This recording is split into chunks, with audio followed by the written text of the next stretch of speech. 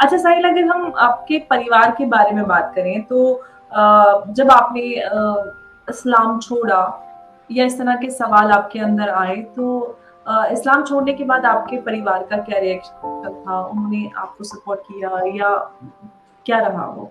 जी जी बिल्कुल। देखिए, एक्चुअली मैंने मेरे घर वालों को कई बार झटके दिए हैं।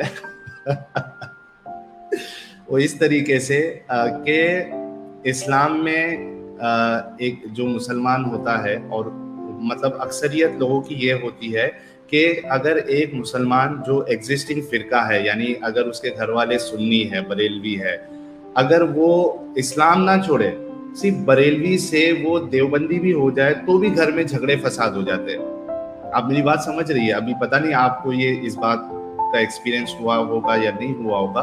तो ये जो जी, जी, मैं कट्टर नहीं, मैं जानती कट्टर हूँ जो ये, बट सोच मुझे है, जी। जी, ये जो कट्टर सोच है कि एक मुसलमान ये भी बर्दाश्त नहीं करता है कि उसका कोई घर वाला जो है वो एग्जिस्टिंग फिरके से दूसरे फिरके में जाए। ठीक है, तो अब मेरा मामला ये हुआ था कि मेरे घर वाले, मैं ननिहाल में पला बड़ा हूँ अपने मामू के साथ, अपनी खालाओं के साथ, अपनी नानी के साथ, नाना के साथ।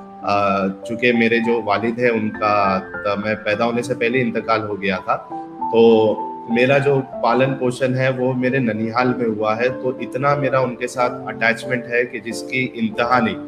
तो मैं सब कुछ उनको ही मानता हूँ। तो घर वाले जो है वो जो तबलीगी है अभी भी। तो जब मैं अहले हदीस हुआ था तभी भी घर पे बहुत पंगा हुआ था, बातें बंद हो गई थी हमारी, क्योंकि मतलब जब मैं कमाने धमाने लगा था तो मैं और मेरी माँ जो है फिर वो अलग घर में चले गए थे, क्योंकि वो घर भी थोड़ा छोटा था। हम लोग बहुत ज़्यादा अमीर परिवार से नहीं थे, लोअर मिडिल क्लास से मैं बिलोंग करता हूँ। तो जब ये पता चला था उनको कि मैंने तबलीगी जमात छोड़ के मैंने अहले हदीस मसलक को कबूल किया है, तो तभी भी घर में बहुत प्रॉब्लम हुआ था, बातचीत बंद हो गई थी। उसके बाद फिर वक्त के साथ जो है घाव भर जाता है, आपको पता है ये चीज़।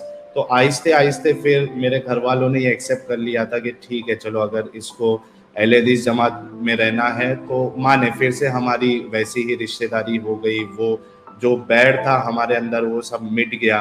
तो एक झटका मैंने उनको ऑलरेडी दिया था जब मैं अहले हदीस हुआ था।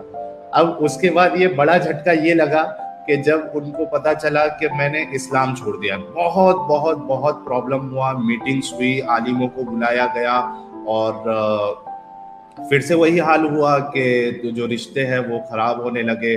मेरा घर पे आना जाना बंद हो गया, ठीक से बात नहीं होने लगी। और फिर ये मामला जो है तकरीबन 1.5-2 साल तक चला।